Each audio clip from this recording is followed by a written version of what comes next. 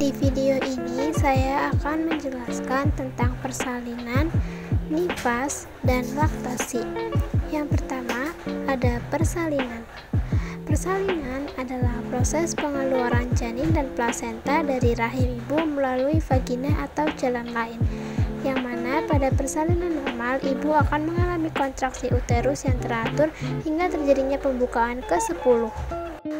Persalinan normal dilakukan dengan cara mengejan untuk mengeluarkan bayi dari dalam rahim melalui vagina, sehingga otot-otot di sekitar vagina akan meregang dan melebar untuk bisa dilewati oleh bayi. Tahapan dalam persalinan normal yang pertama ada fase laten, yang kedua fase aktif, dan yang ketiga fase transisi. Fase laten terjadi pada pembukaan 1-4 di mana serviks mulai melunak dan menipis dan akan melebar hingga 4 cm. Biasanya terjadi dalam selang waktu 5-20 menit. Fase pembukaan awal, ibu biasanya tidak terlalu merasa sakitnya. Fase ini biasanya berlangsung selama kurang lebih 8-12 jam. Fase aktif terjadi pada pembukaan 4-7 di mana kontraksi akan terjadi setiap 3-5 menit dan serviks akan melebar sekitar 1 cm setiap jamnya. Biasanya di fase ini tingkat kesakitan yang dirasakan lebih kuat dan ibu disarankan untuk melakukan gerakan-gerakan yang dapat membantu mempercepat kontraksi. Fase transisi terjadi pada pembukaan akhir yakni 8-10.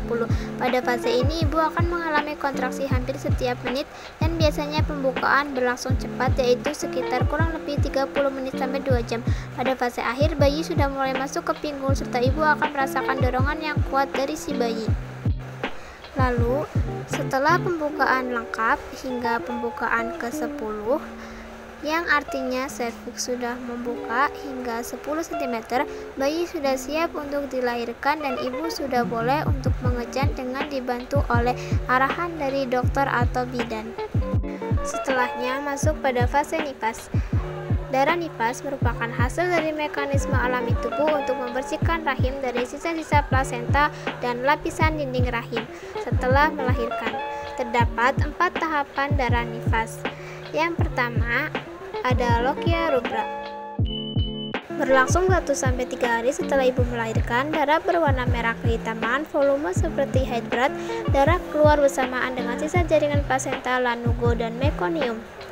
Yang kedua ada lochia sanguinolenta. Berlangsung pada hari ketiga sampai hari ke-7 setelah ibu melahirkan, darah berwarna merah muda, volume mulai sedikit, dan darah keluar bercampur dengan lendir. Yang ketiga ada lochia sarosa. Berlangsung pada hari ke-7 sampai hari ke-14 setelah ibu melahirkan, darah berwarna kuning kecoklatan, volume lebih sedikit, dan darah keluar mengandung sisa hormon dan sel darah putih. Yang keempat ada lochia alba. Berlangsung pada hari ke-14 setelah ibu melahirkan, darah yang keluar berwarna putih bening karena mengandung selaput lendir serviks dan serabut jaringan yang mati dan merupakan tahap pemulihan. Selanjutnya ada gambaran dari postpartum. Postpartum adalah fase ibu setelah melahirkan, di mana ini merupakan gambaran dari involusi uterus, yaitu proses kembalinya besaran uterus setelah ibu melahirkan. Terdapat 3 tahapan postpartum. Yang pertama immediate puerperium, yang kedua early puerperium, dan yang ketiga later puerperium. Immediate puerperium adalah tahap 0-24 jam setelah melahirkan dan ibu sudah diperbolehkan berdiri dan berjalan. Pada saat itu ukuran uterus masih 1000 gram dan berada di sekitar pusar serta bisa teraba saat disentuh. Yang kedua, early puerperium, yaitu tahap 1-7 hari setelah melahirkan, di mana alat reproduksi mulai pulih.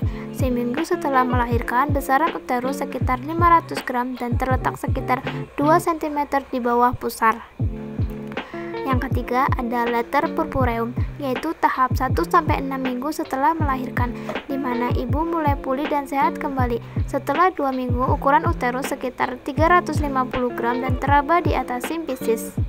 Setelah 6 minggu melahirkan, uterus biasanya sudah kembali ke ukuran normal, yakni sekitar 60 gram dan sudah tidak teraba saat disentuh. Yang keempat ada struktur payudara.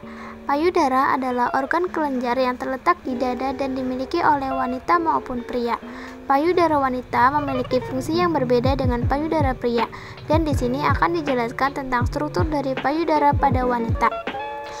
Yang pertama ada dinding toraks, jaringan ikat yang memisahkan payudara dari otot-otot dinding dada seperti otot pectoralis dan serratus anterior. Yang kedua ada otot dada, disebut juga sebagai otot pectoralis major, terletak di bawah payudara atau lapisan setelah payudara. Yang ketiga ada lobus. Lobus adalah kumpulan lobulus yang merupakan kelenjar susu, di mana pada payudara wanita normalnya terdiri dari 15-20 lobus. Yang keempat ada puting susu, disebut juga papila, yaitu area tengah areola yang terdiri dari serat otot polos, berfungsi atau bereaksi pada saat menerima stimulasi. Yang kelima, areola. Areola adalah bagian hitam yang mengelilingi puting susu. Di dalamnya terdapat saluran-saluran sinus lactiferus yang berfungsi menyimpan susu dalam payudara ibu. Yang keenam ada saluran susu.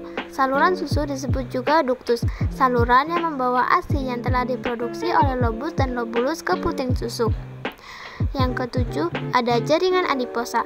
Jaringan adiposa atau jaringan lemak menjadi penentu perbedaan ukuran payudara wanita yang satu dengan yang lainnya, serta berperan untuk memberikan konsistensi pada payudara.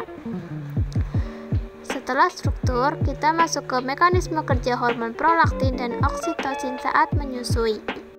Jadi, pada saat bayi merasa lapar dan disusui oleh ibunya, hisapan bayi akan merangsang saraf di payudara. Rangsangan saraf hipotalamus akan memberi rangsang ke pituitari anterior dan pituitari posterior karena adanya hisapan dari bayi.